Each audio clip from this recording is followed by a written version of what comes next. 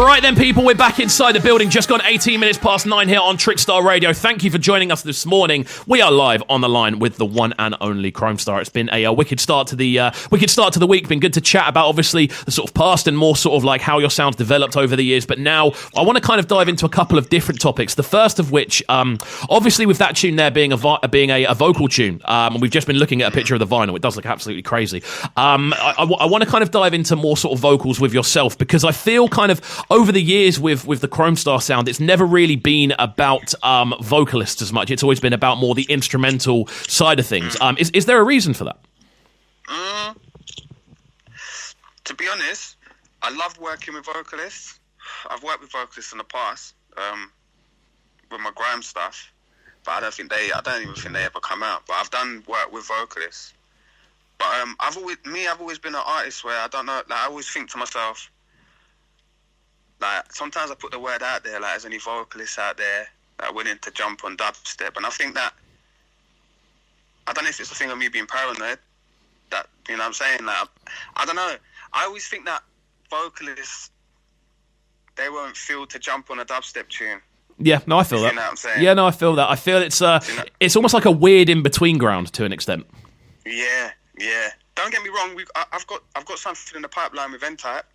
We've got one sick vocalist that vocaled one of the things that me and him done, but we're talking about what to do with it still. But that's a good one still. Amazing, man. So I'm looking forward to hearing it. And the only reason I ask is because obviously over the years we've heard so many tunes from yourself which seem to pop up on grime sets, you know. And I'm talking Kromestar tunes here, which will pop up. I mean, one that does really stick in my head is obviously Kalawanji, which over the years we've seen pop up in so many different grime sets, and it still shuts a place down to this day. And it's just always surprised me that we haven't heard more sort of vocal tracks over Kromestar tunes.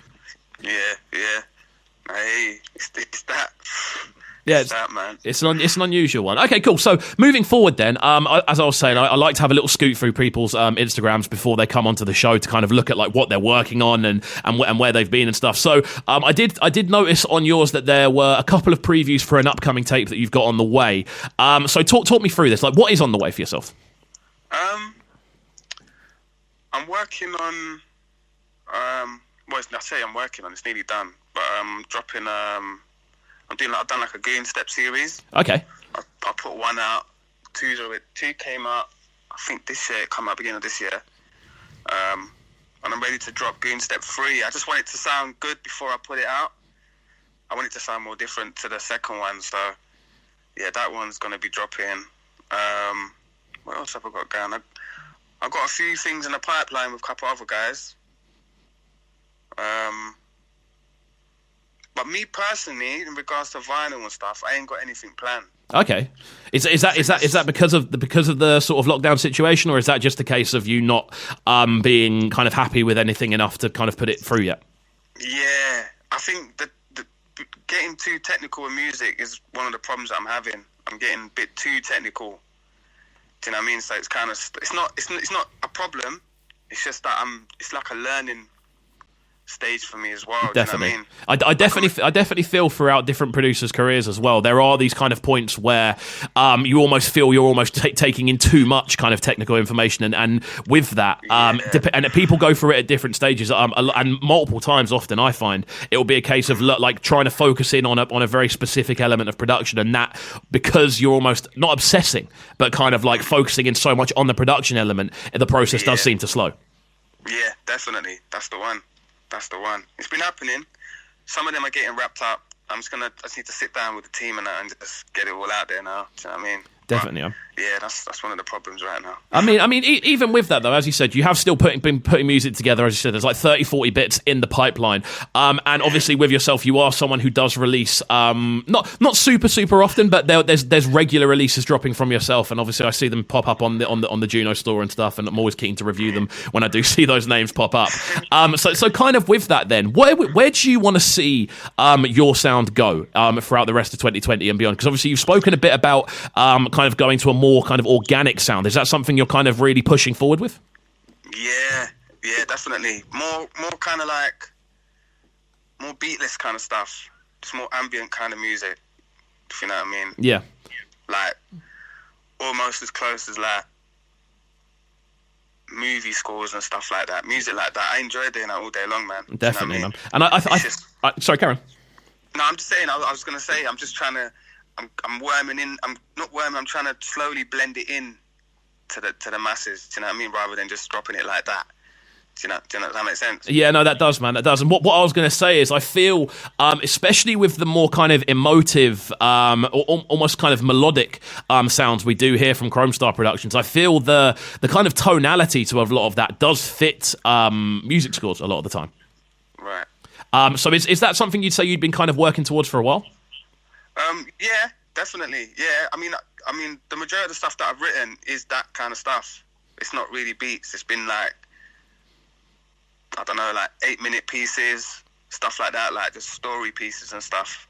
Interesting. Loads of stuff in there, yeah. I mean, that'd be quite a cool one to kind of to be a fly on the wall for a day in the studio with, just kind of watching you go through that process. Like, would you say that you kind of approach it quite differently to building essentially dubstep tunes? Yeah, definitely, man. Definitely. It's the vibe, innit? It's the vibe and the mood, man. Like, especially with what's going on right now in the world. It's the right time to do that kind of stuff. Do you know what I mean? I feel more comfortable because there's no movement around me, so there's no beats. You know what I mean? I'm not moving as fast and going here and going there, getting the plane here and there, going to that studio. I'm at standstill, so I can take time and, you know, write that 10-minute piece or 8-minute piece or whatever it is. Yeah, of course. Of course. I'm in that mood. Of course, man. Of course. I'm really, really excited to see a lot of these bits drop and see them land. I mean, I'm assuming, are you kind of waiting for the right almost like sync placement opportunity to land, or are you going to start slowly drip feeding some of this stuff out to the public beforehand? Yeah, just slowly going to get in there, man. Slowly just going to drop a few things. Wicked. That's what we like to hear. Okay, cool. Well, we've got a couple of minutes left on this interview this morning. So what I want to kind of do is dive into a couple of quick Q&As, which I always do at the end of these ones, just to kind of get a bit of an overall feel for what's going on. Obviously, the first one, with there being no shows anytime soon, really. No, like when I say shows, I mean proper shows with people in the dance and systems and everything proper. I've seen a couple of videos of the sit down raves, and to be honest, they weird me out a little bit. Same.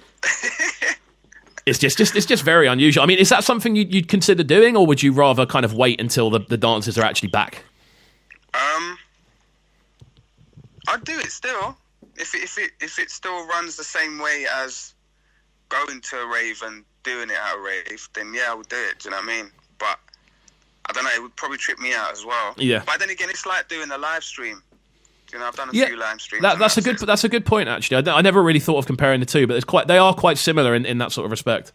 Yeah. It almost reminds me a little bit of an old Get Darker sort of setup. Yeah, that's what I'm saying. I think Get Darker is probably the only team that I think of when I'm doing live streams. You know what I mean? Because it's that vibe. Yeah, no, I feel that, man. I feel that, man. I'm getting throwbacks right in my head right now to about 10 years ago. Getting nostalgic and reminiscent in my head. But yeah, kind of with that then, if you could pick sort of one show over the last, let's say, 5 years to revisit when lockdown ends, what show would it be and why? Jeez. 5 years. I don't even know what year are we in? 2020. It's the year that everyone wants to forget, essentially. So, boy, I don't know. There's a few, man. There's a few funny ones and a few joke ones. I don't know. There's quite a few. Oh, mate. All right, let's shorten it then. Let's shorten it to the last couple of years rather than 5 years. Last couple of years. I'd rather it be longer. Okay. Okay. Let's go 10 years then. Let's go 10. I think it was a show that I did with Joker, you know. It was a show I did in Amsterdam with Joker. That was lit. Yeah, that sounds lit right from the off. Crazy. Yeah, I can't remember who else was on the bill as well. But it was a big show, man. It was ram. Wicked, man. I mean, what about those sort of? I'm assuming, like, obviously there's different types of shows, and obviously with lockdown we're seeing to an extent how much you can kind of get out of a live performance. Be that a sort of sit down rave, be it a live stream to like 10 people that gets beamed out. Would you say those big sort of main stage system heavy shows are still your favourite to run? Yeah, definitely. The only difference is now I'm not going to be standing around. I'm in there and out. Yeah, no fair. Do you know what I'm saying? But yeah, definitely, man. It's the energy, innit? It's the energy, man. Yeah, it's pretty much it's pretty incomparable, to be completely honest with you. So we've got 2 minutes left, so we are going to jump into a couple more quick Q&A questions just before we do round it off.